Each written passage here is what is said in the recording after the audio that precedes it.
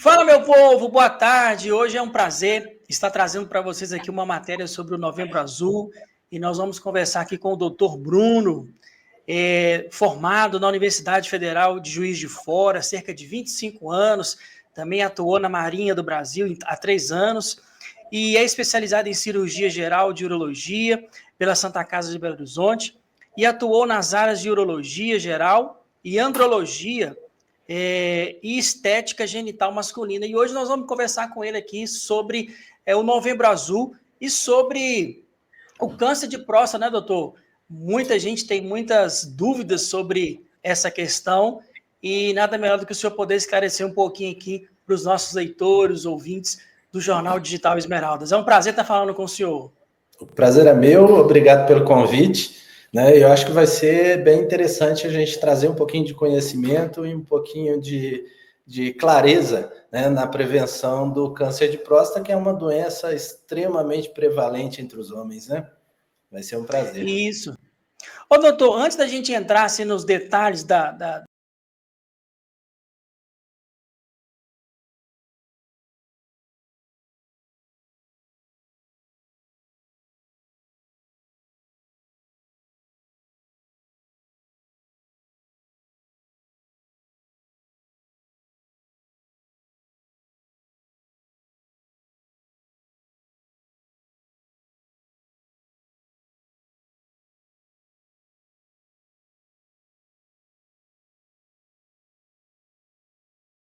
É uma campanha que, na verdade, já vem há algum tempo, né?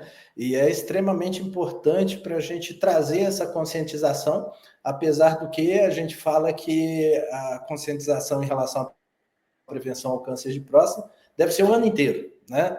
Mas o Novembro Azul ele tem um impacto muito positivo, porque desperta, na verdade, em algumas pessoas, essa necessidade de fazer o acompanhamento, e esse despertar ele traz benefícios tanto para o paciente quanto para a classe médica, porque consegue resgatar muitos pacientes que às vezes nem procurariam atendimento, né? Então é realmente uma campanha muito positiva, né? Assim, doutor, e quais são os principais riscos, né, que a pessoa ela tem? Os principais sintomas que vão levar esse paciente a buscar o exame? E a questão da própria idade mesmo, né? Com quantos anos é indicado fazer esses primeiros testes, as primeiras avaliações? Então, vamos lá. A gente recomenda. Eu tenho uma prática um pouquinho diferente, porque eu recomendo os meus pacientes a procurarem atendimento a partir dos 40 anos de idade.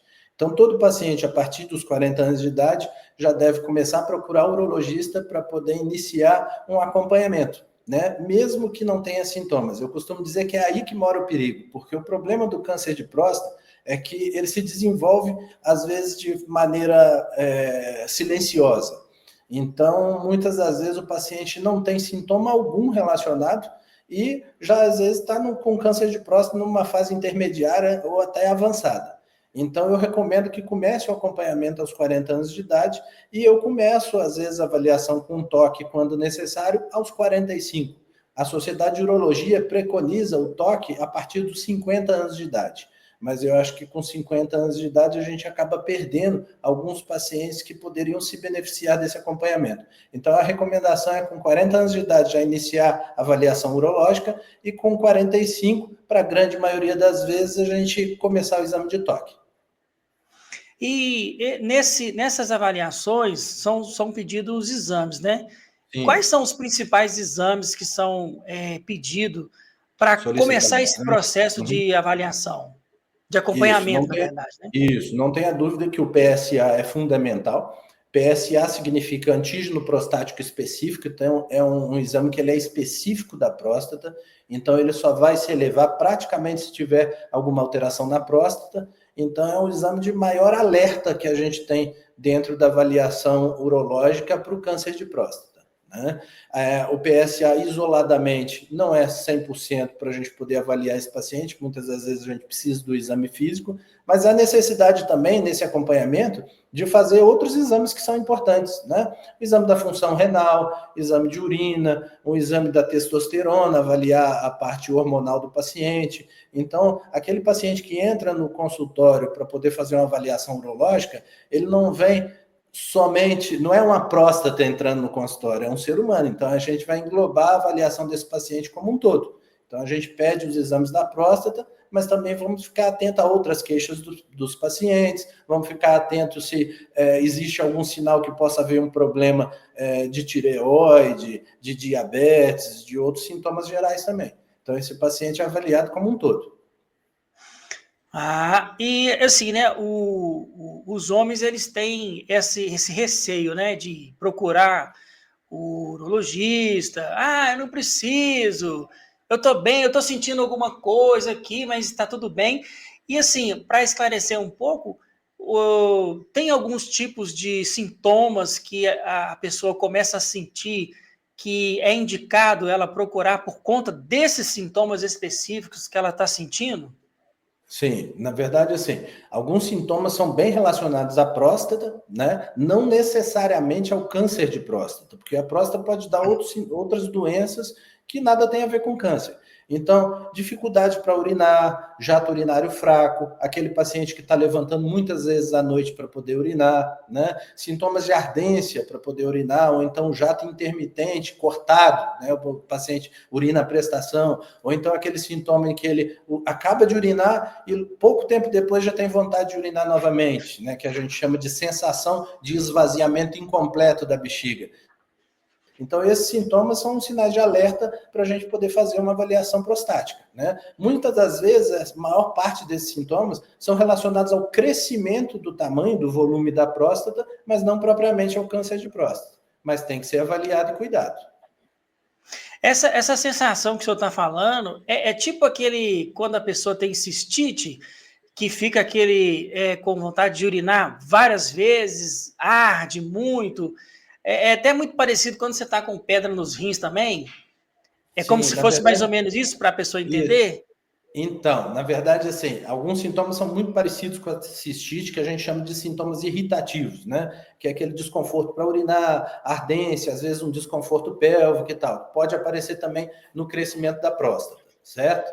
Mas a maioria dos sintomas, às vezes, além dos sintomas irritativos, tem também sintomas obstrutivos, que é a dificuldade, diminuição da pressão do jato urinário, dificuldade para urinar. Então, todos esses sintomas urinários, eles são de relevância e têm que ser considerados na avaliação do paciente, sabe? Então, assim, muitas das vezes o paciente pode começar com um sintoma urológico obstrutivo, uma dificuldade para urinar, e evoluir, inclusive, com a infecção urinária, né? Por causa daquele resíduo aumentado de urina dentro da bexiga.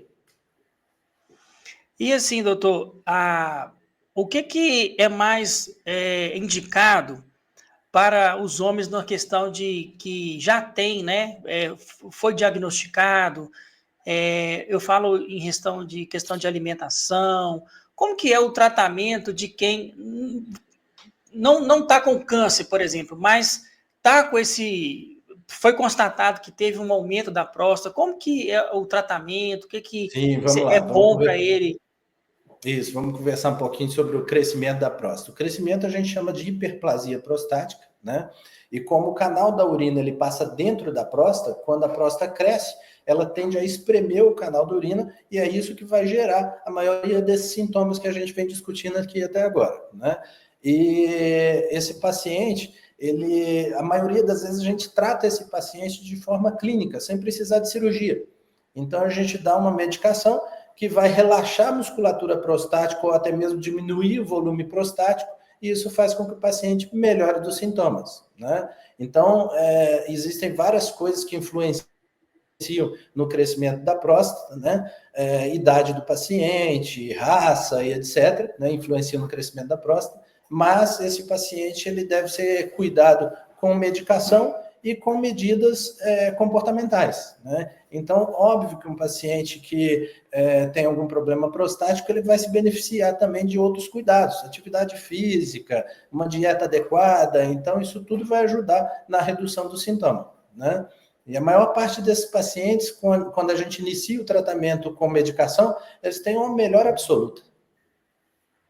E na questão da alimentação, existem alimentos que podem provocar, porque existem também, junto com a ciência, né, muitas teorias que o povo divulga na internet, né?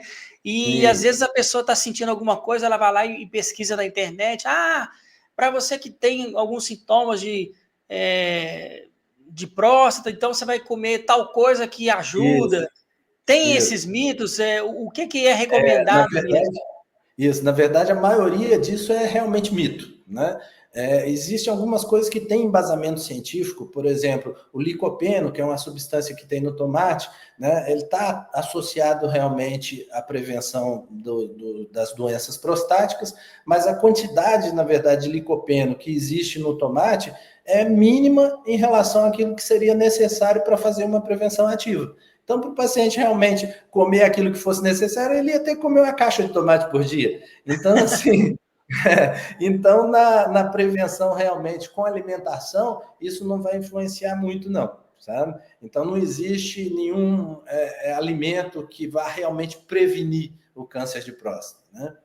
Então, acho que a melhor opção que esse paciente tem é realmente vir regularmente ao urologista para poder fazer esse acompanhamento. O importante, na verdade, não é nem não desenvolver câncer de próstata. O importante é que, se esse câncer de próstata vier a aparecer, que a gente consiga detectar numa fase muito inicial. Isso que é a grande questão do acompanhamento. Se a gente consegue uma detecção inicial do câncer de próstata, a chance de cura ultrapassa 90%, 95%. Né? Então, às vezes com cirurgia apenas, sem ter que fazer um tratamento complementar. Então, o mais indicado é seguir essa recomendação. Aos 40 anos já começa esse controle, né, com o urologista, e aí ele vai tendo durante esse período essa avaliação para cuidar dessa questão na prevenção, porque a prevenção é melhor para tudo, né, doutor? Exato, com certeza, com certeza. Na verdade, é o que é fundamental. Hoje a gente ainda perde pacientes para o câncer de próstata, e a imensa maioria deles é aquele paciente que não faz acompanhamento ou que faz um acompanhamento muito tardio, que vai esperar surgir sintomas graves para poder procurar. Então, realmente, a prevenção ela é fundamental. E daí o benefício dessa campanha em relação ao Novembro Azul. Né? Traz muitos desses pacientes que às vezes não têm essa conscientização para poder fazer o acompanhamento inicial.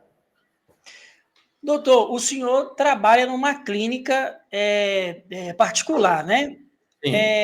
E assim, para as pessoas de baixa renda, que necessitam do SUS para poder fazer esses exames, o SUS ele fornece esse controle também, a pessoa pode ir procurar o posto de saúde mais próximo da casa dela. Sim, o senhor sabe explicar um pouco sobre isso?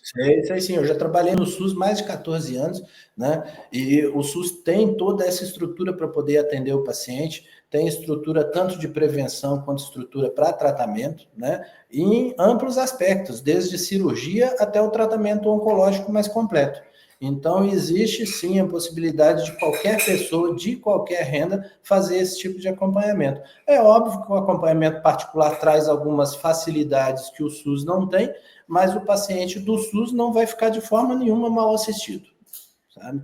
Existem acompanhamentos com urologista no SUS e com um resultado excelente em relação à prevenção. Doutor, eu queria te agradecer e queria que o senhor deixasse aí o contato do senhor, caso alguém queira mais informações, fazer esse acompanhamento aí com o senhor. Aonde que o senhor atende? Isso, a gente tem uma clínica na região da Pampulha, né? É a clínica Apex, e o telefone de lá é 3019 31 34. E também tem redes sociais que as pessoas estão conectadas hoje pelas redes sociais. Exato. Tem alguma coisa na clínica? Exato. Aí eu aconselho até procurar o meu Instagram particular, que é DR de doutor, bruno.timpone. Aí ele consegue contato comigo direto, né? Pode falar comigo direto e eu respondo todas as mensagens que os pacientes me procuram. Ah, muito legal. Doutor, muito obrigado. E queria encerrar deixando um espaço para o senhor e mandar um conselho para esse homem que ainda fica com essa questão do preconceito, né? Não quer, fica resistente em fazer essa prevenção, para que o senhor possa orientá-lo, para que ele perca essa questão desse preconceito e possa fazer esse acompanhamento, que é um acompanhamento que pode salvar a própria vida dele. Exato, na verdade, assim, o preconceito é o que mais mata nessa situação, né? Então, o que eu falo para esse paciente? Procure atendimento o mais breve possível. Chegou aos 40 anos de idade, mesmo que não esteja sentindo nada, venha procurar atendimento. E muitas das vezes a gente consegue ajudar esse paciente em outros aspectos da vida dele, seja sexual, seja em relação à parte urinária, que às vezes ele nem se daria conta se não procurasse ajuda, né? Então, venha ao consultório, realmente comece a avaliação a partir dos 40, 45 anos de idade, para a gente poder pegar essas situações em fase inicial e garantir que ele tenha uma vida ampla e feliz. É isso aí. Muito obrigado, doutor, mais uma vez. E nós vamos ficando por aqui. Essas e outras notícias você encontra aqui no Jornal Digital Esmeraldas. Muito obrigado. Obrigado pelo convite.